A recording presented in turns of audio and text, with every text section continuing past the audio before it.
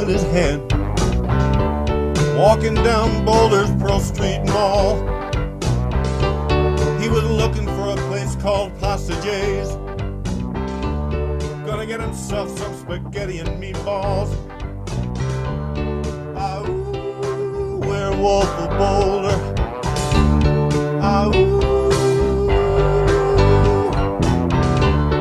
Ah, ooh, werewolf of Boulder. Ah, ooh. If you hear him walking around outside your house in the snow, well, he won't leave no prints. Little beauty pageant queen got strangled late last night. Werewolf of Boulder again. Ah, ooh, werewolf of Boulder. Ah, ooh. Ah, ooh, werewolf of Boulder. Ah, ooh. Well, I saw Tim Honey walking with Mayor Durgan, doing the werewolf of Boulder. I saw Tom Colby walking with Alex Hunter, doing the werewolf of Boulder.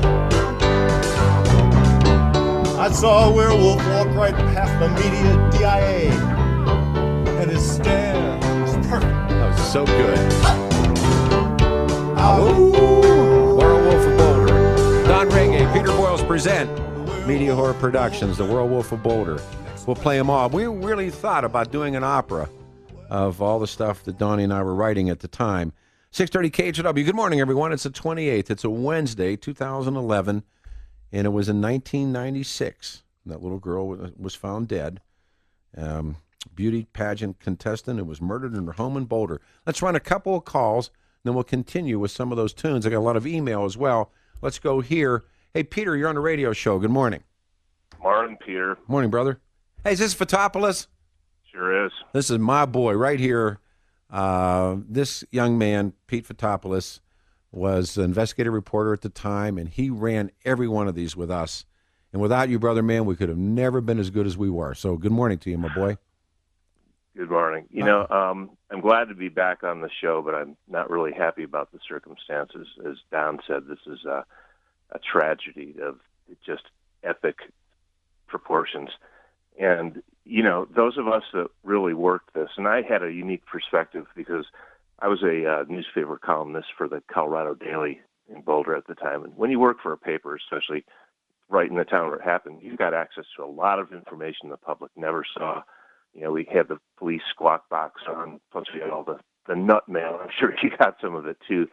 But even as we speak right now, I've got the two most important books everyone should read. Go to Amazon and get them. The first one is Thomas's book, John Benet, Inside the Ramsey Murder Investigation. And the second one, the Ramsey's book, The Death of Innocence, which you called The Death of Intelligence. And, you know, they're just so incredibly indicting of the whole process. And they just inadvertently, in the Ramsey's case, you know, paint them into a corner. I'm looking at page 11 in the Ramsey book, and Patsy and John take turns trading off, and she's narrating here, and here's a scene where she's yelling, "Burke!" John yells, "What about Burke?" Both of us race to Burke's room at the far end of the second floor. That's a lie. And find him apparently still asleep. No, that's a Best lie. not to arouse him until we figure out what's happening. That's a here. lie. I think he's better off asleep. If that was your kid missing, and you had another kid, wouldn't you wake him up? Well, here's this is maybe inside baseball, but when Patsy dials 911 that morning, in spite of the note, and of course, you know, I brought my copy of the note in, and the note was really clear. If let me turn to it, so you know, if someone so much as, let me see, text to the ransom note, Mr. Ramsey, listen carefully. We're a group of individuals that represent a small foreign faction. Remember how bizarre that was? Then they'd a due line right out. Respect your business, but not the country it serves. At this time, we have your daughter in our possession. She is safe and unharmed. If you want to see her in 1997, you must follow our instructions. And they put all this down, you know, the $118,000. Any deviation of my instructions will result in the immediate execution of your daughter. The two gentlemen watching over your daughter do not particularly like you, so I advise you not to provoke them, such as speaking about your situation to the police, FBI, etc. What's the first thing Patsy does? She picks up the phone and calls the cops. And now, they show up in marked cars. Black and white pulls up. Vans right?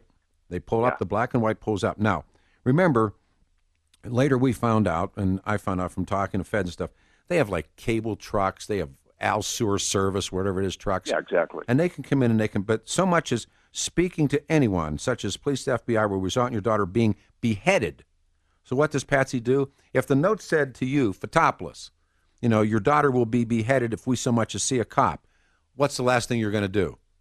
Of course. Call a cop.